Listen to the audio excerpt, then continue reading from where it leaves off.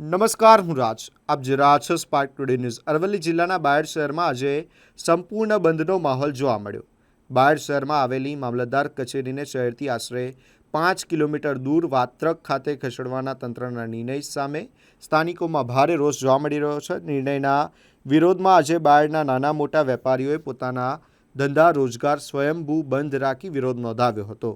સ્થાનિકો અને વેપારીઓનો આક્ષેપ છે કે મામલતદાર કચેરી શહેરની બહાર ખસેડવાથી ગ્રામ્ય અને શહેરી વિસ્તારના લોકોને સરકારી કામકાજ માટે ભારે હાલાકીનો સામનો કરવો પડશે. કચેરી દૂર જવાથી વાહન વ્યવહાર અને અન્ય સુવિધાઓને લઈને પણ મુશ્કેલી ઊભી થવાની સ્થાનિકોમાં ચિંતા જોવા મળી રહી છે. સ્થાનિકોનું કહેવું છે કે મામલતદાર કચેરી બાયડ શહેરમાં જ રાખવામાં આવે અને તંત્ર પોતાનો નિર્ણય પરત ખેંચે. જો નિર્ણય પરત ખેંચાય નહીં તો આગામી દિવસોમાં આંદોલનને વધુ ઉગ્ર બનાવવાની પણ સ્થાનિકોએ ચીમકી આપી છે.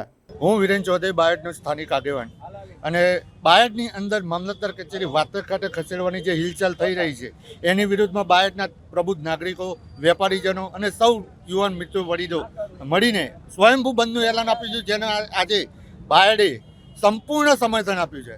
અને બાયડથી મામલતદાર કચેરી વાત્રક ખાતે ખસેડવાથી બાયડની પ્રજાને 5 કિલોમીટરનો ધક્કો ખાવો પડશે. એમાં કોનું હિત સમાયેલું છે?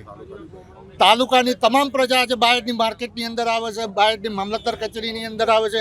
બાયડ માર્કેટ પૂરું કરવામાં કોનો રસ છે? જે હિત શત્રુઓ બાયડના વિરોધી છે તેને અમે આગામી સમયમાં ખુલ્લા પાડીશું.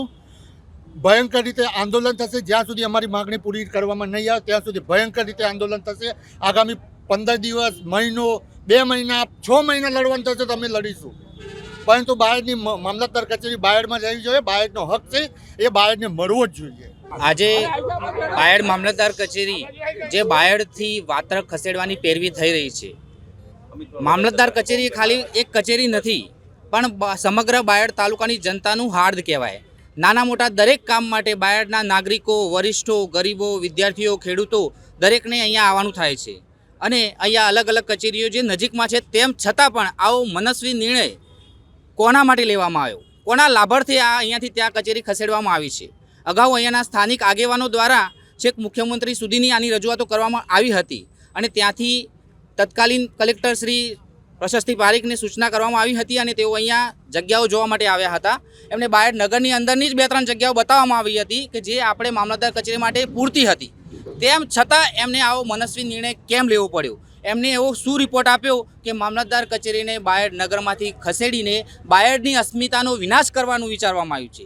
આ બાયડની જનતા સમગ્ર તાલુકા 20-20, 25-25 કિલોમીટરથી અહીંયા બાયડમાં આવશે અને પછી અહીંયાથી 5 કિલોમીટર દૂર જવાનું, અને એ 5 કિલોમીટર જ્યાં છે ત્યાંથી 2 કિલોમીટર આગળ જઈએ એટલે આખો તાલુકો જ બદલાઈ જાય છે. ધનસુરા તાલુકો આવી જાય એટલે આ બાજુ આખું પશ્ચિમ, ઉત્તર, પૂર્વ બધામાંથી પબ્લિકને દોડીને ત્યાં જવાનું. તો એનો અંત શું? શું પબ્લિક માટે વિચારવામાં જ નહીં આવ્યું હોય? આ પબ્લિક માટે વ્યવસ્થા શું કરવામાં આવશે? આજે અમે સ્વયંભૂ માટે બધાને આહવાન કર્યું હતું અને ખરેખર અમને ખુદને પણ અચરજ લાગ્યો કે એટલો સુંદર અમને પ્રતિસાદ મળ્યો છે કે સ્વયંભૂ લોકોએ જાતે જ ઇવન નાની લારી સુદ્ધા પણ ખુલ્લી નથી. એના ઉપરથી જ દેખાઈ આવે છે કે પ્રજાને શું જોઈએ છે, પ્રજાનું કેટલું સમર્થન છે. આવનારા સમયમાં પણ અમે જ્યાં સુધી આ બાયડની જનતાની માગણા પૂરી કરવામાં નહીં આવે ત્યાં સુધી વિવિધ કાર્યક્રમો કરી અને છેલ્લે આ માગણી અમારી સંતોષવી જ પડશે અને નહીં સંતોષાય ત્યાં સુધી અમે જન આંદોલન કરતા રહીશું.